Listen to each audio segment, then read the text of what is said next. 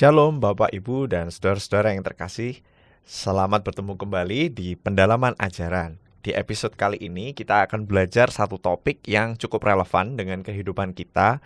Mungkin kita juga bisa bertemu dengan orang-orang yang demikian. Dan kita akan belajar hari ini bagaimana kita harus menyingkapinya, atau kita bisa membantu orang yang kira-kira dalam kesulitan ini. Tema kita hari ini adalah apakah hatimu terbuat dari batu? Tentu saja hari ini saya tidak sendirian, saya bersama dengan Kak Tike. Shalom Kak Tike. Shalom juga. Baik-baik Puji kondisinya? Tuhan. Puji Tuhan. Oke, hari ini kita akan bahas tema ini. Tema ini tentunya akan membantu kita untuk hidup sebagai umat Tuhan, yang kita juga harus punya tuh hati Tuhan dalam hati kita gitu ya, supaya kita tidak keras hatinya gitu. Sebelum kita mulai, mari kita bersatu dalam doa. Ya Bapa yang baik, kami sungguh mengucap syukur karena Engkau begitu baik dan memberikan kami waktu Tuhan untuk kami belajar. Tuhan, hari ini kami akan belajar tentang keras hati. Tuhan kiranya mau tuntun kami dan pimpin kami, sehingga kami boleh belajar dengan baik bagaimana kami meresponinya, jikalau kami mengalaminya, ataupun jikalau ada orang-orang di sekitar kami yang mungkin sedang mengalami keras hatinya. Tuhan tolong kami, berikan kami petunjuk. Kiranya Roh Kudus juga pimpin kami supaya kami boleh belajar dengan baik di hari ini. Biar kami boleh mendapatkan hal yang baik, kami boleh menuju kebenaran firman-Mu. Terima kasih ya Tuhan, berkati kami hari ini. Di dalam nama Yesus Kristus kami berdoa. Amin. Oke, Kak Tika. Ya. Nah, tema kita hari ini kan apakah hatimu terbuat dari batu? Ya, betul. Cuman aku yang mungkin kita perlu bahas dulu sebelum kita mulai. Kira-kira hati yang mengeras atau hati yang terbuat dari batu ini konteksnya kayak apa gitu ya? Mungkin ada, maksudnya gini nih. Sampai di level apa, ya kan? Sampai kita itu bisa mengkategorikan ya hatimu sudah keras menjadi seperti batu gitu. Itu mungkin bisa dijelasin dulu.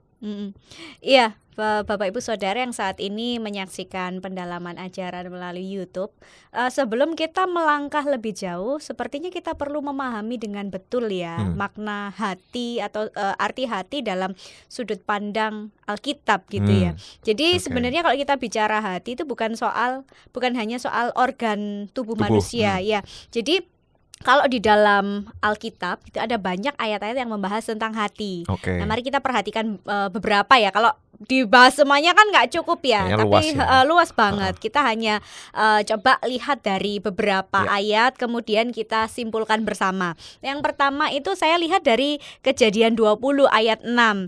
Nah itu konteksnya pada saat itu si Abimelek itu mau mengambil Sarah menjadi istrinya.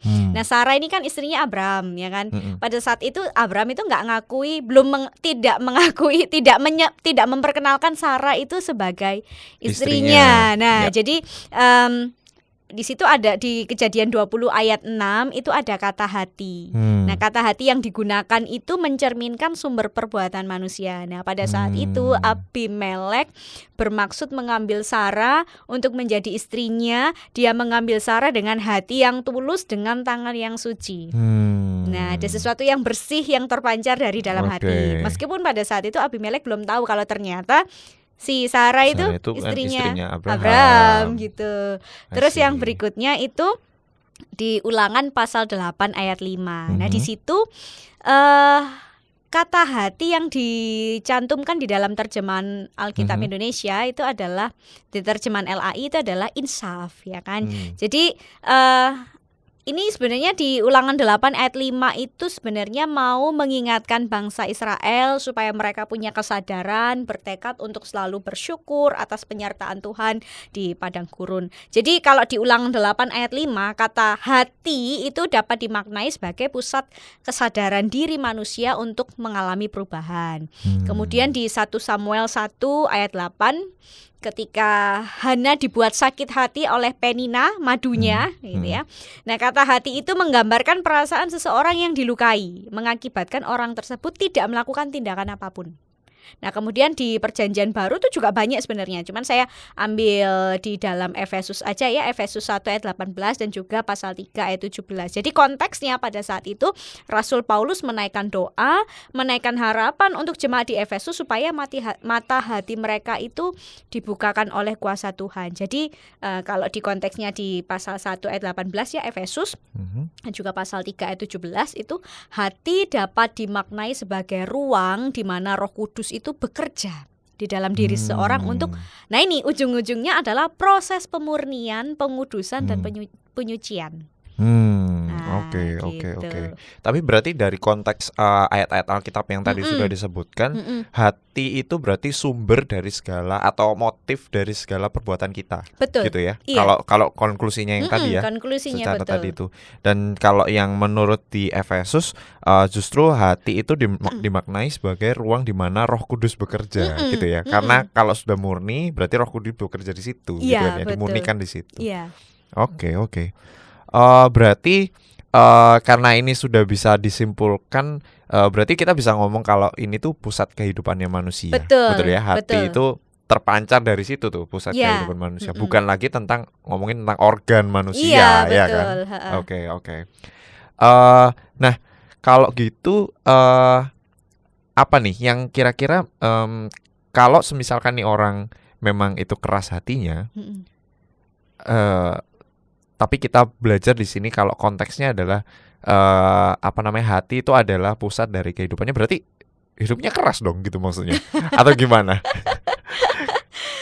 Iya, seperti yang kita ketahui tadi bahwa hati itu kan pusat kehidupan pusat kehidupan manusia. Bahkan orang Yahudi pun juga mengatakan bahwa hati itu pusat pengetahuan, pemikiran, kebijaksanaan. Ditambah lagi kalau kita lihat dalam Amsal 4 ayat 23 dia berkata begini. Jagalah hatimu dengan segala kewaspadaan. Oke. Karena dari situ terpancar kehidupan. Nah, intinya gini, kalau kita menjaga hati dengan baik, apa yang keluar dari hidup kita tuh semuanya baik-baik aja, buahnya baik. Oke. Tapi kalau hatinya nggak baik, buruk, mengandung kejahatan, ya relasi dengan Tuhan berdampak buruk juga. Relasi ke Dengan manusia juga sama. Nah, oleh sebab itu kalau kita bicara tentang hati yang keras, apakah hidupnya keras atau apa gitu ya? Nah, ini kita perlu melihat deh. Kalau kita berbicara tentang hati, itu selalu ada dua tipe yang umumnya kita jumpai, kita temukan gitu ya. Hati yang lembut versus hati yang keras membatu, ya kan ya. Jadi kalau hati yang lembut itu bukan berarti orangnya tuh menyek-menyek gitu loh. Terus segala sesuatu enggak gitu ya. Hati yang lembut itu hati yang hidupnya mau dalam pertobatan. Mau hidup dalam pertobatan dan dibaharui oleh Roh Kudus dari hari ke hari. Oke. Berarti bukan tipe hati lembut itu bukan berarti orang yang secara ya mungkin perbuatannya jadi lebih lembut ya, betul. Tapi mungkin kalau secara konteksnya di sini adalah hati yang lembut tuh orang yang hidup dalam pertobatan gitu ya. Hasil pertobatan itu muncullah menjadi hati yang lembut itu tadi. Betul, nampak dalam kehidupan sehari-hari. Nah, beda lagi dengan hati yang keras membatu gitu kan. Karena kalau hati yang keras membatu itu jelas akan membawa kesedihan, dan karena itu sebenarnya juga termasuk kejahatan sih gitu ya. Nah, Alkitab banyak sebenarnya menyebutkan tentang kekerasan hati. Yang pertama itu di dalam Yeremia 17 ayat 9 sampai 10 itu sampai disebut hati yang licik loh. Ya. Jadi kalau kita lihat konteksnya di dalam Yeremia pasal 17 itu sebenarnya mengungkapkan keluhan Nabi Yeremia atas dosa bangsa Yehuda. Identitas mereka pada saat itu konteksnya mereka adalah pemimpin. Ya, pemimpin, tapi kelakuannya itu mempersembahkan korban kepada berhala. Oleh karena itu kalau Bapak Ibu melihat di ayat 9 dikatakan bahwa hati mereka, para pemimpin-pemimpin pada saat itu dikatakan licik. Ya, hatinya kotor, mengalami masalah, membatu, berulang kali ditegur para nabi, tapi nggak lunak gitu loh. Diingatkan ini loh salahmu di sini, harusnya kayak gini, tapi tetap aja duablek gitu ya. Oke, berarti konteks membatunya di sini dablek, nggak bisa diomongin ya, tidak bisa mendengarkan kalau misalkan di konteks yang tadi hati yang lembut berarti nggak bisa mendengarkan tuntunan Roh Kudus. Iya, Betul kan ya?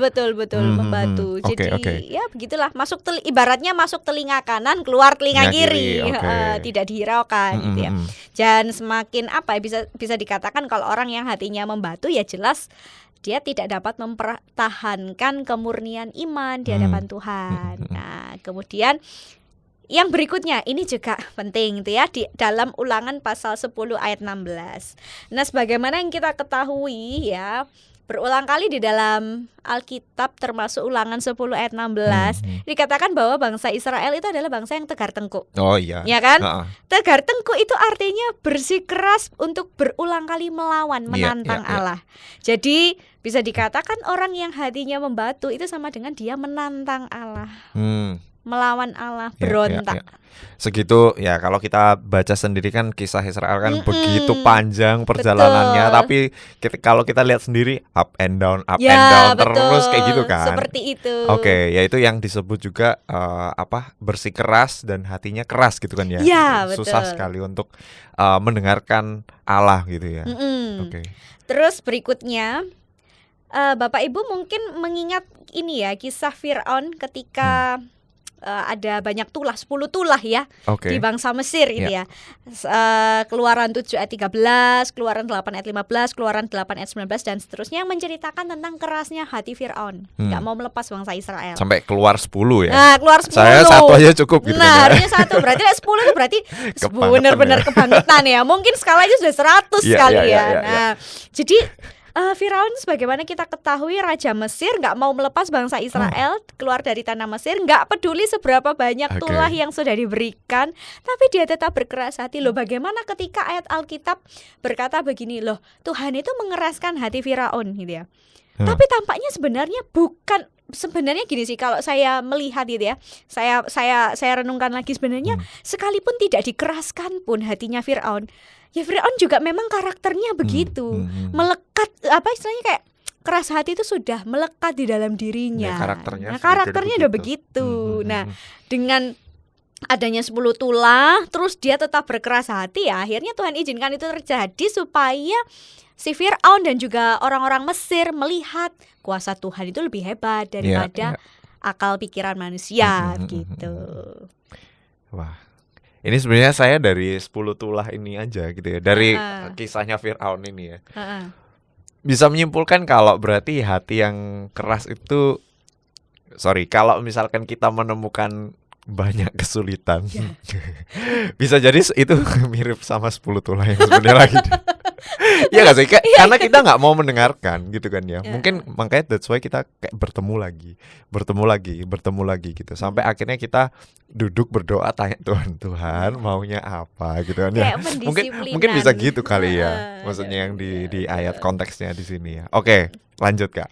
Ada lagi di Markus pasal 8 ayat 17 sampai 19. Di situ ada Yesus yang diskusikan sama para murid.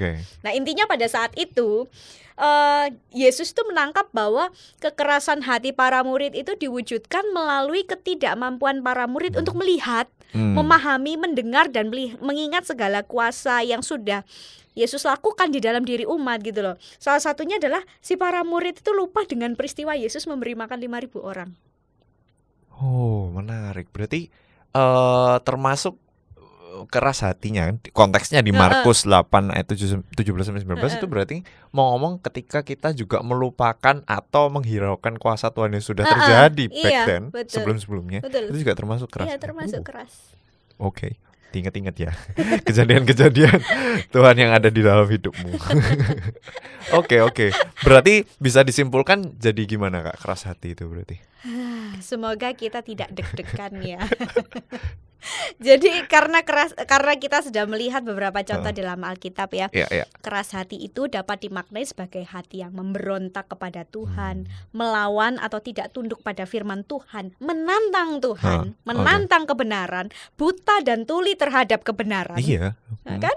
Dan ini juga parah, tidak punya belas kasih kepada orang lain. Berarti kalau kayak gitu, yang namanya keras hati ini bisa menjadi maksudnya kita bisa sebut ini sebagai dosa gitu berarti Kak? atau gimana?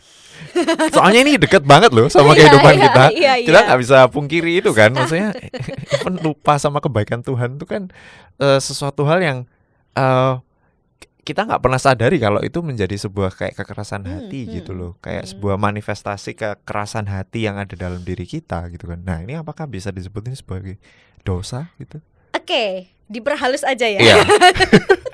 Diperhalus. Jadi perlu kita ketahui bersama Bapak Ibu Heeh. Saudara ya, keras hati itu kan dapat dialami oleh siapapun.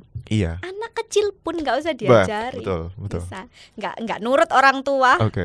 suka berbohong, Heeh, heeh. suka Nah, mencuri. bohong tuh keluarnya dari mana? Ya kan Ya, kita nggak pernah lagi. ngajarin gitu. Terus habis itu ngambek, Iya, iya, dendam, iya, iri hati, nggak usah diajarin, mereka udah. Iya, iya, Kan? iya.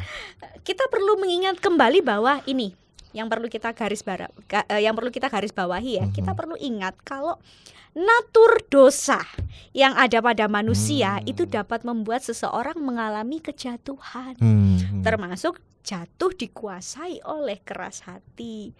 Nah, Yesus juga pernah berkata di dalam Markus pasal 7 ayat 21 sampai 22. Sebab dari hati manusia itu timbul segala pikiran jahat, percabulan, pencurian, pembunuhan, perzinahan, keserakahan, kefasikan, tipu muslihat, hawa nafsu, iri hati, fitnah, kesombongan, dan kebodohan. Nah, ironisnya hal-hal yang disebutkan di dalam Markus pasal 7 ayat 21 sampai 22 itu disebut akar pahit atau kepahitan. Ya kan, pada umumnya manusia yang dikuasai oleh akar pahit, kepahitan itu hidupnya selalu sakit hati, iri, ya kan, sinis, kasar terhadap orang lain, keras kepala, yaitu tadi yang hati membatu itu, tidak mau tunduk pada peraturan, dingin, orangnya nggak menyenangkan gitu loh. Nah, bukan hanya tidak menyenangkan saja, tapi juga tidak menghadirkan damai sejahtera dalam berelasi dengan sesama. Nah, hal-hal negatif seperti ini yang membuat kita nggak peka, nggak bersyukur atas kasih karunia Allah, mencemari relasi dengan Tuhan dan sesama. Nah, oleh sebab itu ketika kita bicara tentang keras hati, ini bukan hanya tentang sifat negatif, tapi sudah jadi kebiasaan, kebiasaan, habit, ya kan. Dan nature-nya juga. Nah, gaya hidup yang melekat pada diri seorang membuat dia memberontak melawan Allah dan menghancurkan kehidupan. Nah, pemberontakan dan menghancurkan kehidupan itu yang disebut dosa. Itu yang disebut pelanggaran gitu loh. Tetapi gini, memang betul keras hati itu sebuah bentuk pelanggaran, hal yang tidak berkenan. Tapi berita baiknya begini Bapak Ibu, orang-orang yang berdosa dan orang-orang yang hampir binasa karena dosa itu dapat hati yang baru. Sebagaimana yang tertulis dalam Yeskiel pasal 36 ayat 26 gini. Aku akan memberikan kepadamu hati yang baru dan roh yang baru di dalam batinmu. Aku akan menyingkirkan dari tubuhmu hati yang membatu dan memberikanmu kepadamu hati yang lembut. Nah, melalui hati yang baru itu Roh Kudus, Roh Allah bekerja dalam diri kita, kemudian menggantikan dengan hati yang peka, hati yang tanggap terhadap firman Allah. Bahkan, nah ini seperti yang saya katakan di awal tadi, ya seringkali ada pendisiplinan. Ya untuk menggantikan dengan hati yang baru, hati yang tanggap dan peka itu ada pendisiplinan. Ya mungkin sama seperti yang dialami oleh Firaun tadi. Dikasih 1 nggak mempan, dikasih 2 nggak mempan, ya sampai berapa kita nggak tahu. Itu hanya Tuhan dan kita yang tahu. Tapi memang kalau misalkan kita boleh dari apa yang sudah disampaikan sama Kak Tika, berarti aku bisa ambil kesimpulan kalau yang namanya nature kita memang tuh nature yang nature dosanya jelek gitu ya. Maksudnya secara kalau kita mau nurutin aja gitu ya, nurutin aja, ya akan muncul manifestasi hal-hal yang jelek itu tadi gitu kan. Yang itu akhirnya berujung kepada dosa gitu. Betul. Nah, tapi di sini di dalam Yeskiel 36 ayat 26 tadi sebenarnya kita juga belajar gitu. Kalau kita tuh sudah diberikan hati yang baru, roh yang baru dalam batin kita. Betul. Dengan begitu sebenarnya kita punya bahan untuk kita itu punya hidup yang baru kan sebenarnya. Tapi memang kita perlu hidup dalam kewaspadaan. Betul, ya kan? Kita harus menjaga diri kita. Gitu kan? Gak bisa ngikutin maunya aja, betul kan ya? Betul, jadi sebenarnya poinnya ada di situ ya. Oke. Nah, kalau gitu, kalau memang ini tadi sudah rujukannya itu dosa gitu ya, keras hati ini adalah rujukannya dosa gitu, buah-buahnya itu jadi dosa gitu. Nah, jadi apakah yang namanya keras hati kalau misalkan kita udah Hmm. tumpuk itu begitu Mm-mm. lama gitu ya. Aku nggak tahu sih. Nanti mungkin kita perlu bahas juga keras hati ini munculnya sebenarnya dari mana gitu ya. Apakah dari experience atau dari pengalaman mungkin? Kalau udah ditumpuk begitu lama, kita mengikuti natur dosa itu tadi, Hmm. berbahaya nggak sih sebenarnya sama kehidupan kita gitu? Atau apa aja gitu kira-kira bahayanya kalau kita tuh numpuk keras hati yang Mm-mm. begitu banyak gitu Mm. dalam hidup kita?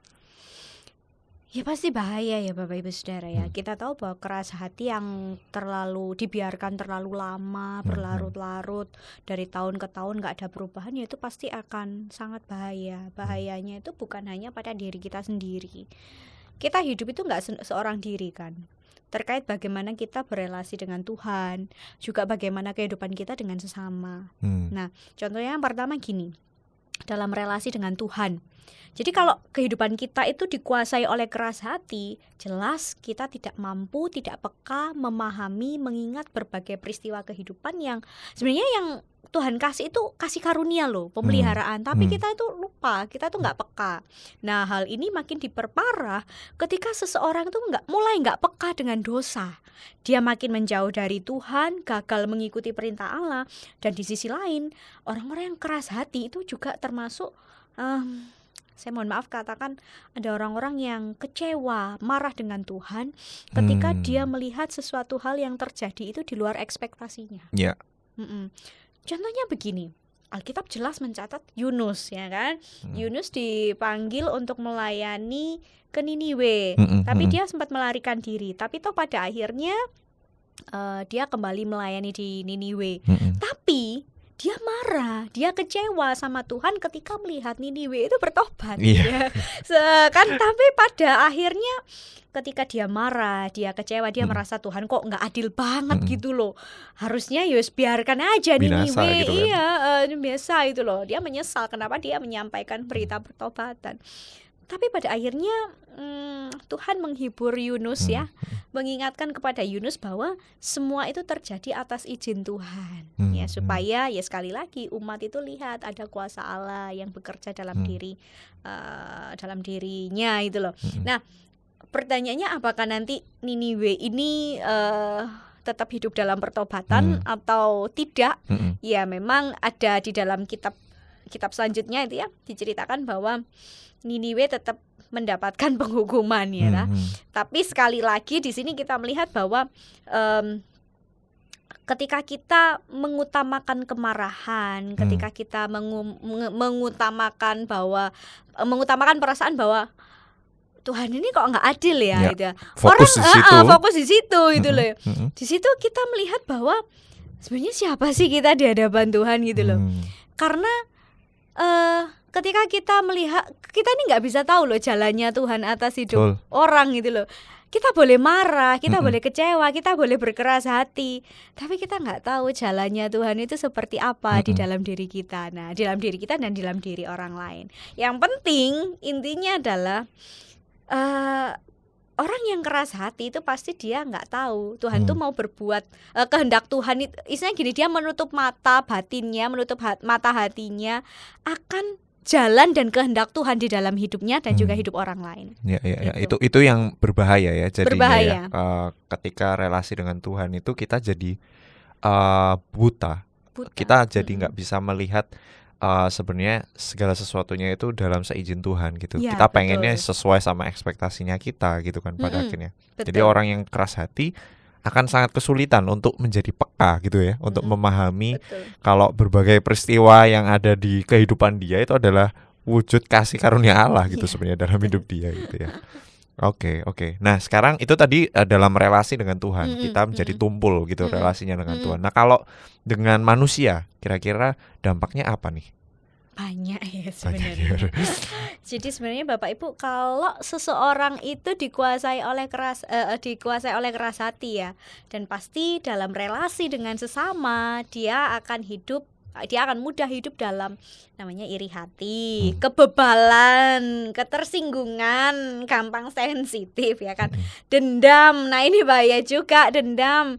Terus serta menolak hidup dalam damai dan pengampunan. Contohnya ya, contoh yang beberapa itu yang saya ambil kalau dari Alkitab, yang pertama itu Kain. Ya, Kain bukan Kain yang kita pakai ini ya. Kain anaknya Adam dan Hawa gitu Bapak Ibu. Jadi Kain ini kan iri hati dan marah sebenarnya. Karena persembahan Habel itu lebih diterima sama Tuhan, sehingga dia menghabisi nyawa adiknya sendiri. Padahal ketika dia masih dikuasai oleh kemarahan, Tuhan itu sudah mengingatkan, hati-hati ya. Tapi ternyata dia nggak bisa mengendalikan itu. Akhirnya apa? Habel mati di tangannya sendiri. Itu kasus yang sangat jelas ya tentang keras hati ya. Keras hati sampai marah, keras sampai hati dendam. Relasi dengan Tuhan dan juga dengan sesama nih udah ya. Sudah itu contohnya lengkap tuh. Udah diingetin tapi nggak mau dengar ya. Itu tadi tidak memahami kan. Oke. Kemudian yang kedua, Esau. Yang dendam sama Yakub, gara-gara berkat dari Ishak diambil dicuri Yakub ya kan. Nah pada saat itu Esau sebenarnya kan mau bunuh Yakub, tapi Yakub melarikan diri gitu ya. Tapi bagaimana kehidupan mereka setelahnya ya? Ternyata berita baiknya mereka berdamai. Untungnya berdamai. Jadi ya ini kalau misalkan sudah tahu bahwa keras hati itu tidak baik, menghasilkan relasi yang tidak baik, ya tergantung dari kedua belah pihak. Kalau mereka mau berekonsiliasi, oke, tidak ada masalah. Tapi kalau enggak ya wis, selamanya itu yang tidak baik. Gitu. Kemudian yang ketiga, Nabal. Nabal ini suaminya Abigail ya, padahal kalau Alkitab mencatat Abigail itu orangnya cantik, tapi dapat suami seperti Nabal yang bebal dan kasar gitu ya. Tidak mau berbelas kasih pada Daud dan anak buahnya yang saat itu sedang melarikan diri karena Daud itu kan lagi dikejar-kejar sama Saul. Nah ya sebenarnya sebagai seorang pemimpin juga, sekalipun dalam proses pengejaran, Daud kan tetap harus menjaga wilayahnya. Nah Daud sama anak buahnya kan sampai lari di padang gurun kan. Nah pada saat itu kalau nggak salah Daud sama anak buahnya itu meminta belas kasihan, tapi responnya Nabal itu tidak mau berbagi gitu loh, tidak punya belas kasihan. Jadi ya Daud marah dan dia bersama pasukannya itu sebenarnya sudah bersiap untuk menyerang Nabal. Tapi karena kebaikan, kelemah lembutan hati dari seorang Abigail, menjadi penengah, menjadi perantara, akhirnya Daud mengurungkan niatnya untuk menyerang. Tapi apa yang terjadi dengan Nabal? Orang yang seumur hidupnya tidak mengalami perubahan hidup, marah, kasar dan sebagainya. Dia mati gitu loh. Tubuh Nabal membatu, jantungnya berhenti, ngeri gitu loh. 10 hari sesudahnya Nabal mati, Tuhan sendiri yang kasih penghukuman. Ngeri. Ya. Selalu ada konsekuensi ketika keras hati itu nggak berhasil direkonsiliasi, nggak berhasil diutarakan, nggak berhasil dipulihkan gitu sama diri kita. Kita nggak mau membuka hati itu tadi. Selalu ada konsekuensi ya, gitu ya. Jadi yang aku bisa tangkap juga yang namanya keras hati. Terus hidup yang tidak bisa menerima pertobatan itu akan ada pendisiplinan gitu ya dari Tuhan ya. Ada sebuah konsekuensi gitu ya pada akhirnya ya yang kita harus terima gitu. Nah dan menurutku ini keras hati itu adalah sesuatu hal yang sangat dekat juga gitu dalam kehidupan kita sehari-hari. Bukan hanya yang tertulis di Alkitab dan kejadian-kejadian yang kita bisa belajar dari sana, tapi jujur banyak sekali gitu ya bertemu dengan orang-orang yang mungkin keras hatinya gitu. Nah, adakah tips atau cara gitu gimana kita bisa memulai untuk membuka atau diprotoli gitu keras hatinya itu mulai diprotoli gitu, baik dalam relasi bersama dengan Tuhan maupun dengan sesama. Adakah tipsnya? Setiap kita itu pasti punya keras hati dalam konteks-konteks tertentu. Betul. Dalam level-level tertentu juga kan. Tertentu kita punya keras hati dalam level-level tertentu. Jadi yang pertama, kalau kita mau melunturkan keras hati, Yang pertama yang nggak boleh lupa adalah kita tunduk pada otoritas. Sadar kalau kita harus tunduk gitu ya.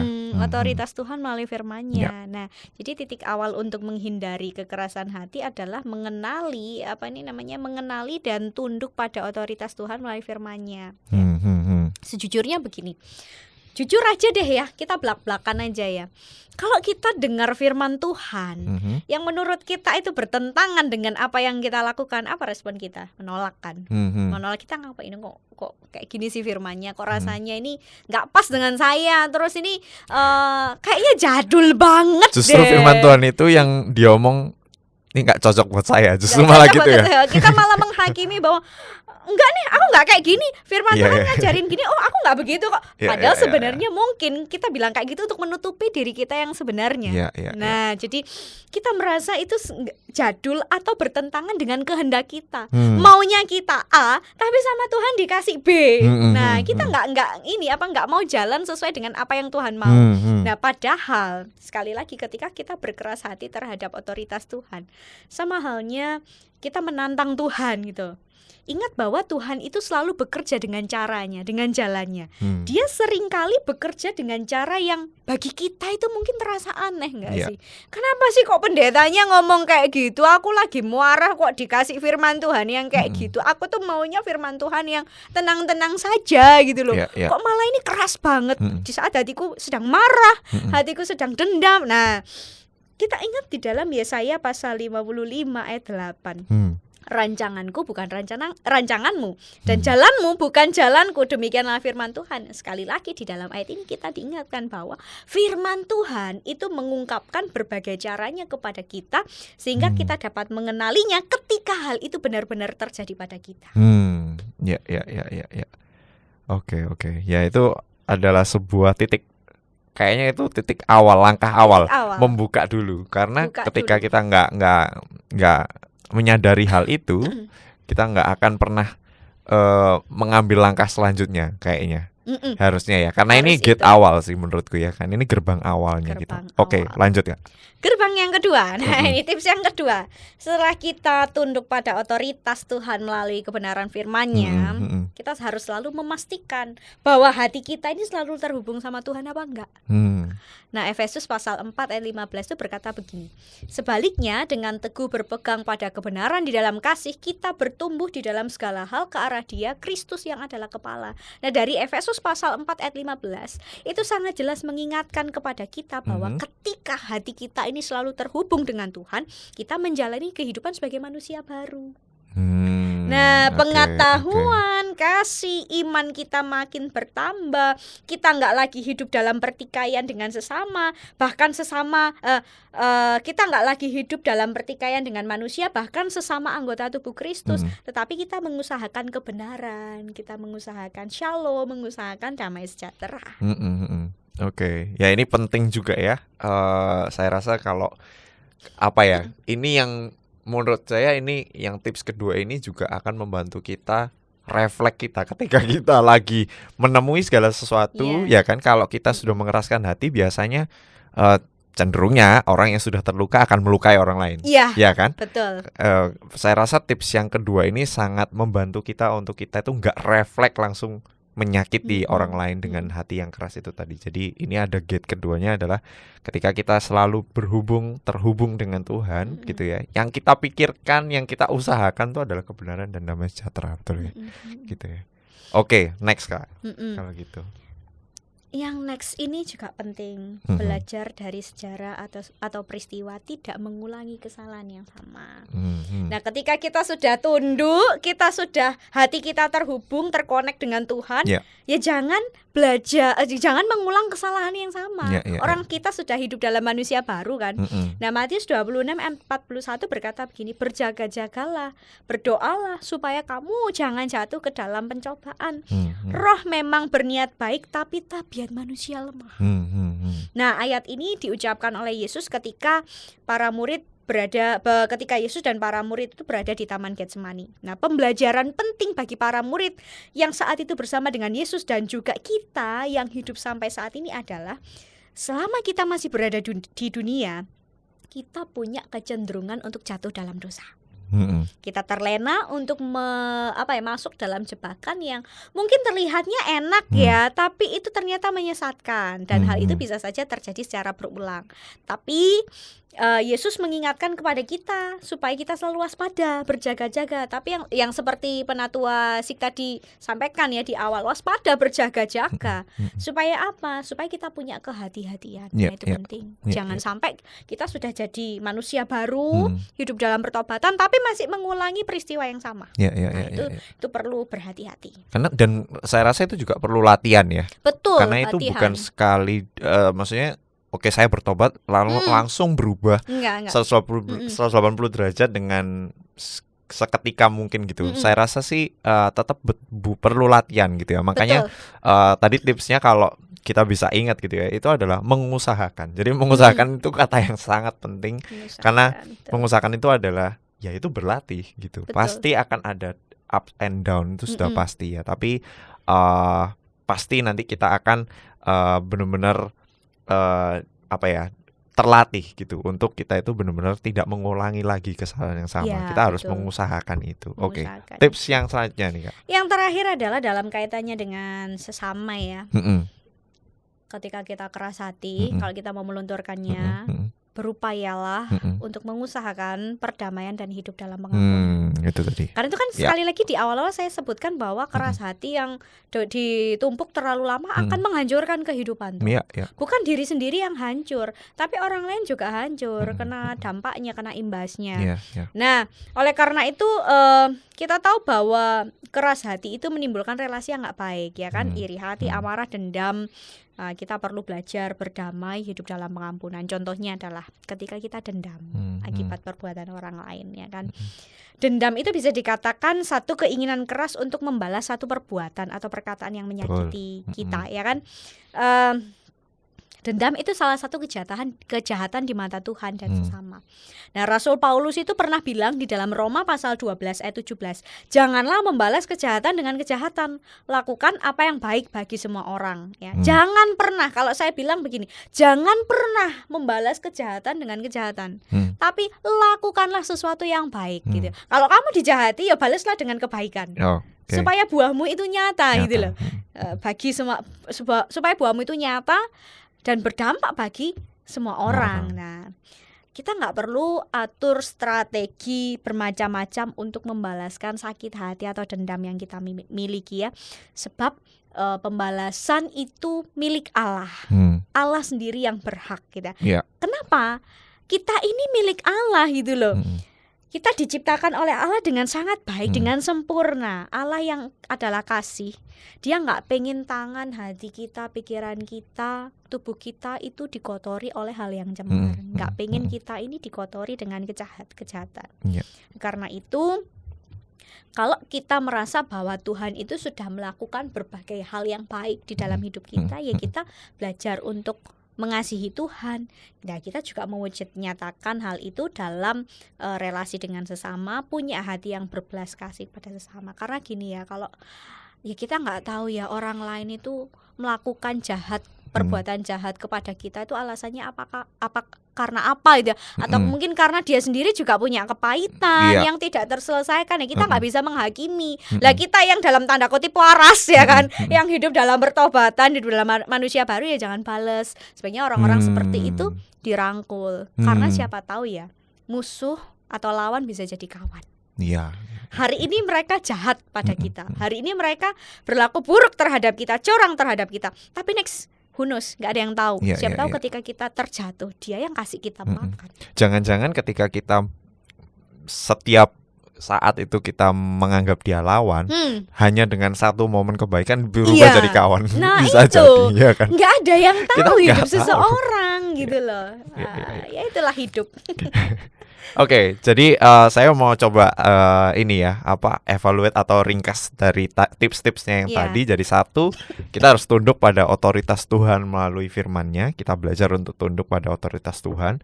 Lalu yang kedua, kita pastikan kalau hati kita itu selalu terhubung dengan Tuhan gitu ya setiap hari untuk membantu kita mengontrol yang namanya refleks untuk ketika kita belajar gitu ya untuk hidup dalam pertobatan. Kalau yang ketiga, kita belajar dari sejarah atau peristiwa untuk tidak mengulangi kesalahan yang sama.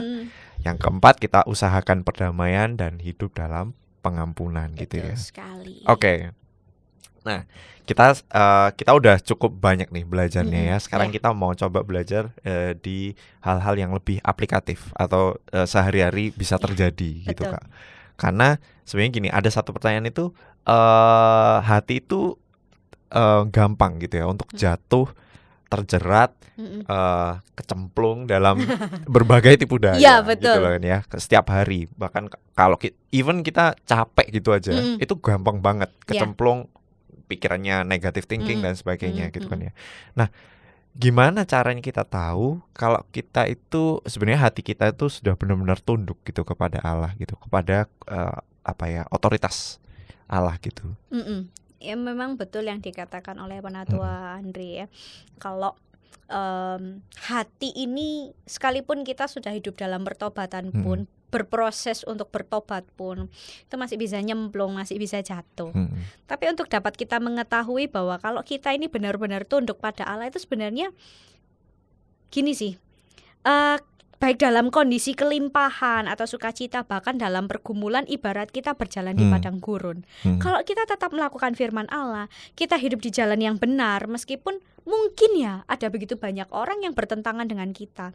Ketika kita belajar memilih untuk tidak menggerutu, ketika kita belajar untuk tahu apa yang benar dan kita melakukannya, kita tidak kembali pada kehidupan dunia, maka disitulah kita sedang belajar untuk tunduk pada Allah. Oke. Kita tahu kita lagi marah. Iya. Ya. Mungkin inilah sederhananya pulang dari kerja banyak tekanan Iya, kan dari iya. pekerjaan, belum lagi di jalan ada orang-orang ngawur Nah, kan biasanya ya. kan gitu. Kayak gitu kan. Rasanya Iya, iya. pulang ke rumah gitu. Mungkin lihat ya, mungkin anak lagi mainan gitu, mainan pada berserakan, rasanya itu Iya, pengen iya. muntap ya kan. Tapi kita tahu, oh iya jangan. Ini kalau marah anak juga takut. Oke. Nah, di situ kita sedang belajar tunduk pada Allah nih gitu. Nah, itu salah satunya. Jadi sebenarnya kalau kita ini tunduk dan sikap ketundukan dan percayaan kita pada Tuhan itu akan membawa kita dan orang lain sukacita meski kita sendiri sedang dalam tekanan yang berat nih. Iya, iya, iya. Tapi kalau kita sombong, kita egois, kita bersungut-sungut, ya kita menolak jalan Tuhan dan akhirnya kita kembali pada dunia. Oke, berarti paling enggak usahakanlah ketika memang kondisi setiap hari itu tidak pernah ideal gitu kan Betul. ya. Tidak pernah membuat kita untuk ya wis ideal, enak, jalan lurus, lempeng gitu kan ya. Memang akan ada challenges gitu, tantangan dan sebagainya. Tapi ketika kita menghadapi itu, kita berusaha ya untuk kita itu mengontrol diri kita dengan segala kewaspadaan kita, berjaga-jaga itu tadi. Maka itulah di saat kita tahu kalau kita benar-benar hati kita lagi tunduk gitu ya pada Allah ya. Oke. Itu bagus banget. Nah, jadi kita bisa berlatih bersama-sama ya. Oke. Nah, next question. Karena kita lagi ada di masa Prapaskah ya. Sekarang ini kita lagi ada di masa Prapaskah. Ini jadi sangat penting. Gimana caranya kita menjaga hati di hadapan Tuhan dan sesama di dalam masa-masa Prapaskah ini gitu. Karena penting banget, apalagi kita kan juga ada sampul penyangkalan diri, betul kan? Betul. Itu juga salah satu wadah dan juga media gitu ya, di mana kita secara jasmani gitu kan, benar-benar memberikan sesuatu gitu kan ya kepada Allah. Nah, gimana sih caranya kita benar-benar bisa menjaga hati di hadapan Tuhan dan sesama gitu dalam kaitannya di masa Prapaskah ini? Ya. Tantangannya kayaknya lebih gede di masa Prapaskah ya. Iya, gitu ya biasanya. Karena disadari sih. Disadari. Ya, benar kan ya? Karena bukan karena tanggalnya ya, bukan, tapi karena biasanya tuh karena kita lagi menyadari akan hal itu, biasanya jadi tantangannya lebih banyak jadinya. Ya semoga nanti kita juga menyadarinya ketika tidak berada di masa Prapaskah Iya, juga ya Bapak gitu Ibu ya. Jadi jangan sampai yang diabotin itu yang masa Prapaskah tok, tapi nanti yang di luar masa prapaskah, hari-hari biasa Lewat. juga. Nah, itu bahaya ya. Jadi sebagaimana yang kita ketahui bahwa masa prapaskah itu adalah masa di mana kita menghayati perjalanan iman sebelum masa Paskah ya kan. Ya. Kita meneladani masa pengosongan diri Kristus, kita berfokus untuk menyenangkan hati Tuhan. Kita tidak berfokus pada diri sendiri. Nah, dalam masa prapaskah ini kita juga diingatkan untuk menjaga dari segala hal-hal yang cemar. Ya. Nah, ketika hati kita ini mudah dikuasai oleh kekecewaan, ketakutan, kemarahan, iri hati, dendam yang berkepanjangan, cuma satu, ampuni, hiduplah dalam perdamaian. Ya, sebab begini, orang kan berkata bahwa mengampuni itu sebuah proses. Tapi kalau saya katakan begini sih, mengampuni itu bukan hanya sebuah proses, tapi keputusan. Betul. Ya kan? Pertamanya keputusan kan. Gitu. Ya. Nah, jadi keputusan yang berani kita ambil supaya hal itu selaras menjalani hidup sebagai umat Tuhan. Jadi bisa dikatakan ya proses, tapi itu keputusan. Kamu mau ngampuni apa enggak? Ya. Kalau kamu mau ngampuni ya akibatnya begini. Tapi Betul. kalau enggak mau ngampuni ya kayak gini gitu kan ya. Betul. Nah, karena itu Bapak Ibu ketika kita menjaga hati ya, bicara tentang menjaga hati di masa prapaskah, kita diingatkan begini. Hidup itu bukan sebagai ajang untuk bertarung siapa yang terhebat. Tetapi satu pembelajaran buat kita untuk menempatkan hati dalam kerangka otoritas Tuhan atas hidup kita. Jadi di masa prapaskah ini kita diingatkan hati kita ini milik siapa sih? Apakah milik diri sendiri atau milik Tuhan? Lah kalau memang hati kita, seluruh hidup kita ini milik Tuhan, ya tempatkan itu dengan sebaik-baiknya bahwa kuasa Tuhan yang lebih berhak di dalam diri kita. Ya. Jadi hati hidup itu tentang bagaimana kita menempatkan siapa yang bertahta dalam hati kita gitu. Betul. Kan ya. Oke. Itu adalah sebuah penutup yang sangat baik. Semoga kita bisa belajar banyak hal ya tentang hal ini. Mungkin temanya relatable dengan banyak orang. Dan saya juga berharap sekali dengan pembelajaran kita, pendalaman ajaran kita hari ini, kita bisa bersama-sama benar-benar latihan untuk mengambil sebuah keputusan gitu kan ya. Kalau kita ini benar-benar hidup dan menyadari kalau kita hidup ini dalam kasih karunia Tuhan gitu ya. Betul. Ada satu closing statement Kak yang kita bisa bagikan hari ini. Oke, satu kalimat saja. Hati-hati dengan hati, pelihara hati agar mendapatkan kehidupan. Waduh. Bisa diulang ya nanti kalau misalkan bingung diulang-ulang aja. Gimana Kak? Hati-hati dengan hati, pelihara hati agar mendapatkan kehidupan. Oke, ya itu tadi closing statement yang bisa kita bawa setiap hari. Semoga pembelajaran hari ini benar-benar jadi berkat ya buat Bapak Ibu Saudara sekalian yang menyaksikan pendalaman ajaran kita hari ini. Terima kasih banyak Kak Tika untuk pendalaman ajaran hari ini. Boleh pimpin kita dalam doa sehingga kita udah selesai gitu ya dalam pendalaman ajaran hari ini. Ya, baik, mari Bapak Ibu Saudara kita satukan hati dan berdoa.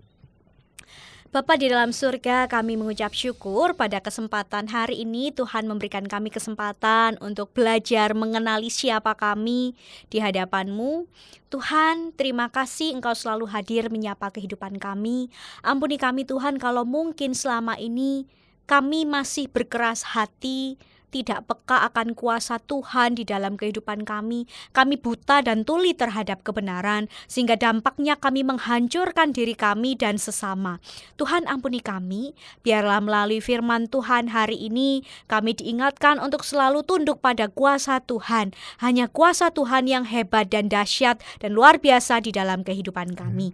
Dan biarlah di masa prapaskah ini kami boleh menjaga hati kami, supaya hati kami tetap kudus dan tidak tercemar oleh hal-hal yang tidak berkenan di hadapan-Mu.